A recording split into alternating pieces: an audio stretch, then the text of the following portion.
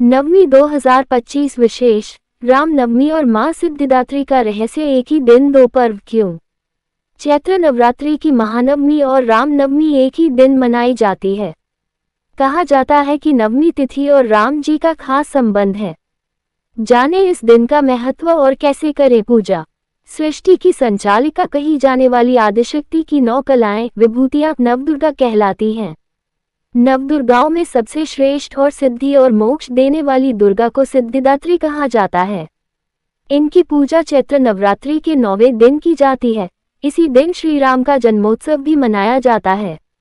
मां दुर्गा के इस अंतिम स्वरूप की आराधना के साथ ही नवरात्र के अनुष्ठान का समापन हो जाता है। रामनवमी और मां सिद्धिदात्री का पर्व महानवमी एक ही दिन मनाया जाता है। क्या इसका कोई खास संबंध है? आइए जानते हैं। मां सिद्धिदात्री और श्री राम का पर्व एक ही दिन। भगवान राम का देवी और शक्ति से गहरा संबंध है। वासंतिक नवरात्रि में श्री राम देवी की शक्ति लेकर प्रकट होते हैं और शारदीय नवरात्रि में शक्ति का प्रयोग करते हैं। चैत्र नवरात्रि की नवमी पर रामलला ने जन्म लिया था और इसी दिन मां सिद्धिदात्री की पूजा होती है, इसलिए ये दोनों पर्व एक दिन मनाए जाते हैं। नवरात्रि और श्री राम का खास संबंध। एक तरफ नवमी तिथि को जन्म लेते हैं और दूसरी तरफ अश्विन नवरात्रि नवमी तिथि को शक्ति की पूजा करते हैं। रामनवमी जहां राम जी ने असुरी शक्तियों का नाश करने के लिए जन्म लिया था, वहीं इसी दिन मां दुर्गा ने असुरों पर विजय प्राप्त की थी। ऐसा कहा जाता है कि रावण के साथ युद्ध करने से पहले श्री राम ने मां दुर्गा की पूजा की थी और इसके बाद ही श्री राम को विजय प्राप्त हुई थी।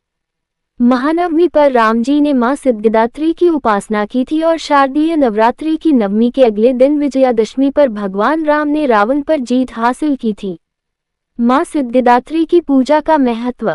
देव, यक्ष, किन्नर, दानव, ऋषि, मुनि, साधक, विप्र और संसारी जन सिद्धिदात्री की पूजा नवरात्र के 9वें दिन करके अपनी जीवन में यश, बल और धन की प्राप्ति करते हैं। मां सिद्धिदात्री की पूजा। सुबह सुबह स्नान करें और मन से शुद्ध रहते हुए मां के सामने बैठें। उनके सामने दीपक जलाएं और उन्हें 9 कमल के फूल अर्पित। फिर मां के मंत्र ओम ह्रीं दुर्गाय नमः का यथाशक्ति जाप करें। अर्पित किए हुए कमल के फूल को लाल वस्त्र में लपेट कर रखें। मान्यता है ऐसा करने से कष्टों और शत्रुओं का नाश होता है। श्री राम की पूजा। रामनवमी पर दोपहर 12 से 1 बजे के बीच भगवान राम की पूजा अर्चना करनी चाहिए। उन्हें पीले फल, पीले फूल और पंचामृत अर्पित करें। तुलसी दल भी जरूर अर्पित करें। श्री रामचरितमानस का पाठ करें या राम नाम जपें।